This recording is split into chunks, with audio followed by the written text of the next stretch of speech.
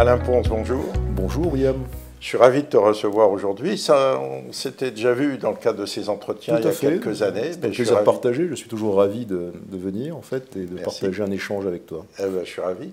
Alors, on ne te présente pas, mais je vais quand même dire deux mots parce que ton nom, Alain Ponce, est évidemment très connu dans la profession et très concerné ou très rattaché à la firme Deloitte. Tu as fait tes premières armes là, tu as évolué. Tout à fait, je suis rentré stagiaire. Tu es rentré stagiaire, comme tout le monde. Exactement. Et puis tu as gravi les échelons jusqu'à, et là, peut-être pas comme tout le monde, avoir des responsabilités éminentes chez Deloitte après avoir été directeur de l'audit, qui est évidemment une position importante pour un cabinet international. L'audit est un sujet. Et ensuite président de Deloitte pendant 7 ans et aussi en fin de parcours pendant 2 ans directeur adjoint de l'international. Venons-en au cœur du problème ou au cœur de l'analyse et de la réflexion. Et je suis un peu plus âgé que toi, mais enfin on a vécu tous les deux les années 70-80.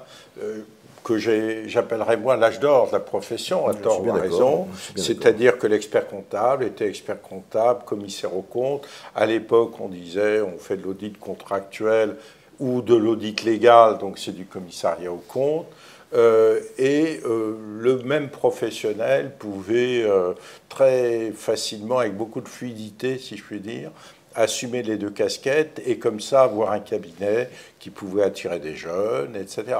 Sauf bien sûr ceux qui étaient soit exclusivement commissaires aux comptes, ça existe aussi, soit exclusivement experts comptables et qui avaient un modèle différent. Bien sûr. Aujourd'hui, on voit bien que la réglementation, la surréglementation en matière d'expertise comptable est, je dirais, peu ou prou absorbable, puisque nous sommes dans une relation contractuelle et notre tutelle, pour notre plus grand bien, trouve avantage à voir cette corporation, cette profession d'expert comptable qui, en gros, favorise la bonne assiette de l'impôt. Toutes les statistiques, les études montrent que quand il y a des experts comptables, c'est quand même mieux que lorsqu'il n'y a pas d'experts comptables.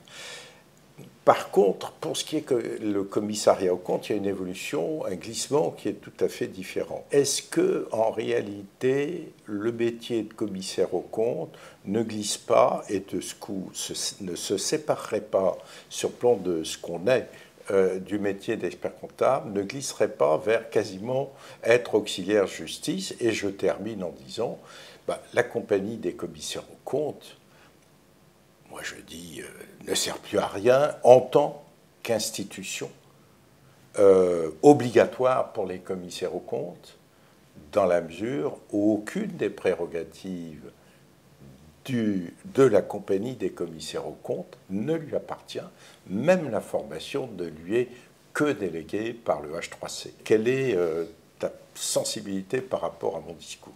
Je reviendrai d'abord sur des fondamentaux. Nous sommes une profession, nous avons un diplôme.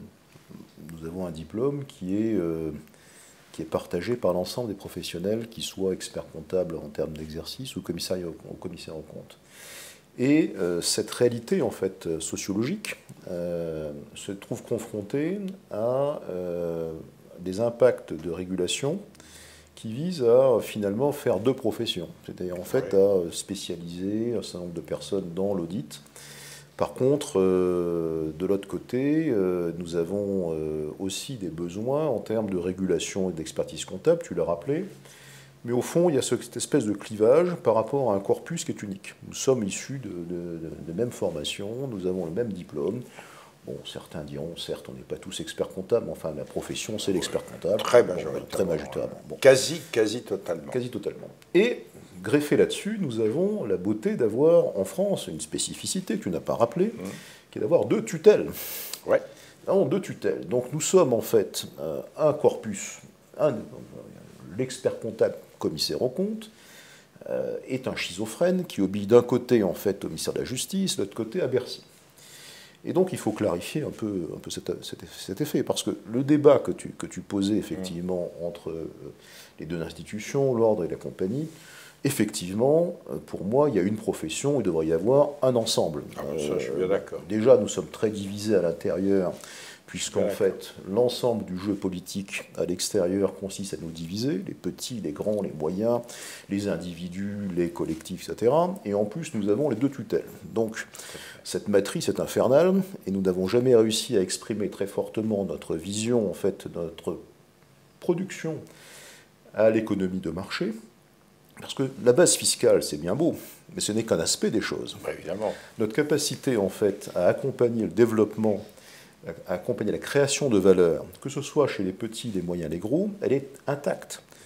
Et nous avons, en fait, une attrition de cet aspect des choses, puisque nous passons par la lorgnette réglementaire, que ce soit, certes, Bercy, messieurs, vous êtes très utiles pour la base fiscale, et du côté du ministère de la Justice, messieurs, vous êtes des magistrats et vous devez effectivement vous comporter comme tels. Nous ne sommes pas des magistrats. C'est la triste réalité du point de vue du ministère de la Justice, mais c'est une réalité sociétale, économique et réelle. Et par ailleurs, dans l'ensemble du monde, nous ne sommes pas des magistrats. Quand on va voir nos collègues, alors certes ils parlent anglais, certes ils parlent allemand, certes ils parlent espagnol, mais ce ne sont pas des magistrats. Alors, vous allez me dire, dans certains pays latins, il y a aussi effectivement cette dualité de rattachement, mais néanmoins c'est très marginal. Nous avons une fonction économique essentielle dans une économie libérale et de marché, qui est de contribuer à la sécurité des transactions, d'une part, et d'autre part, à accompagner et assurer, en fait, par le biais du conseil, des dirigeants ou des organisations, qu'elles soient petites, moyennes ou grandes, avec des moyens différents, des profils différents, pour qu'il y ait une efficience économique de l'ensemble. Ce rôle, il est là. Si demain, en fait, nos régulateurs décident que ce n'est plus effectivement que la profession doit être encore mise sous tutelle, la matière protéiforme de l'économie est telle que nous serons tous des consultants. Donc nous ne serons plus, en fait, et le débat que tu posais entre ordre et compétence, terminé. Nous avons besoin d'un syndicat professionnel, quelque part, qui représente l'intérêt de la profession, et non pas, effectivement, d'être régulé comme tel. Alors, maintenant, nous sommes dans cette réalité, mais je dirais, cette réalité est aussi aidée par la transformation de l'économie dans laquelle nous vivons. D'une part, effectivement, nous avons le numérique, nous avons la révolution technologique. Les termes même, en fait, des échanges de valeurs au sein de l'économie sont en train de changer. Et les besoins, en fait, de stabilité, de sécurité, de développement des choses sont tels que des professionnels tels que nous sommes, avec la diversité dans la profession, c'est vrai, nous ouvrent en fait un champ de valeurs tout à fait important. Tel que je vois les choses. Premièrement, il est effectivement indubitable qu'il va y avoir des concentrations. Parce que nous aurons, comme tout phénomène économique, nous avons besoin de capitaux pour investir dans la cybersécurité.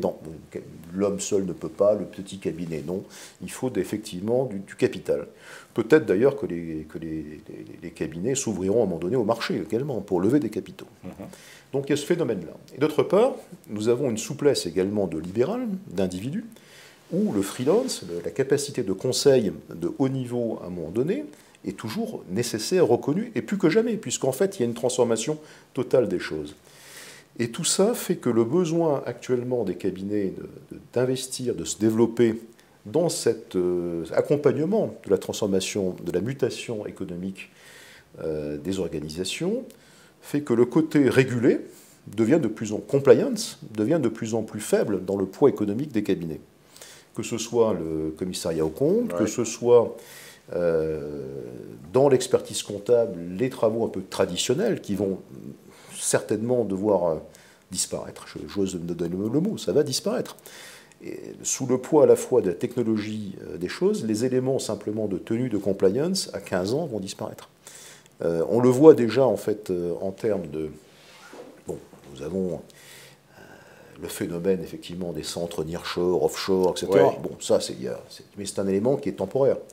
C'est-à-dire que dans le temps en fait des choses, aujourd'hui nous avons l'intelligence artificielle, nous avons en fait des technologies, des robots, des choses qui font que à partir simplement, je dirais, et les banques sont en train d'investir dedans. Donc à partir de simplement des mouvements de cash et de dépenses-recettes, on peut rebâtir pas mal de choses, en fait. Et c'est effectivement là-dessus, je pense que les choses vont aller. Donc, qu'est-ce qui reste, en fait, au professionnel? Il reste sa capacité de conseil, sa capacité d'accompagnement, sa capacité de conseil stratégique, sa capacité de sécurité par rapport, en fait, aux transactions.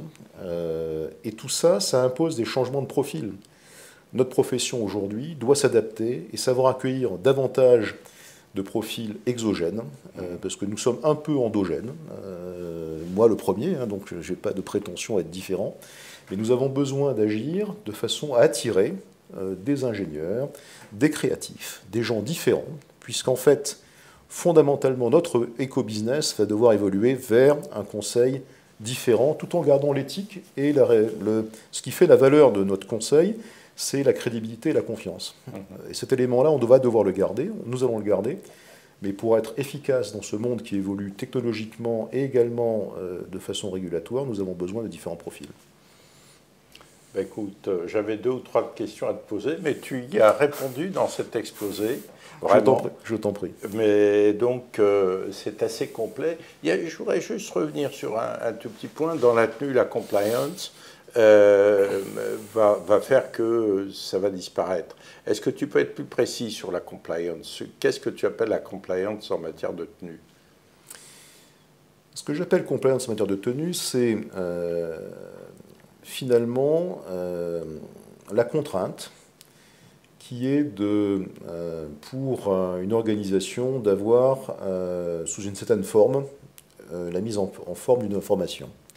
Je pense que la mise en forme d'une information sous contrainte est en train de disparaître par l'outil technologique. D'accord. Après, il y aura toujours des acteurs. Il y aura oui. des gens qui feront des logiciels, il y aura des gens qui tiendront des choses. Oui. Qui analyseront après. Même les analyses devront être analysées elles-mêmes. L'analyse, déjà par le digital, l'intelligence artificielle, déjà te sort le tableau de bord. Bien sûr. Après, la question, c'est pas d'avoir l'information, c'est de dialoguer. C'est de l'assimiler, c'est de pouvoir la mettre en forme et de pouvoir effectivement la traduire de façon concrète en conseil, en disant, en fonction de tel élément, tel autre élément, comment... vers où on peut aller. Vers où, toi, directeur d'entreprise, tu vas pouvoir aller, etc. Tout à fait. Oui, d'accord. Parfait. Merci, ça valait le coup de donner cette précision. Merci, Charles. Je t'en prie, c'est un plaisir.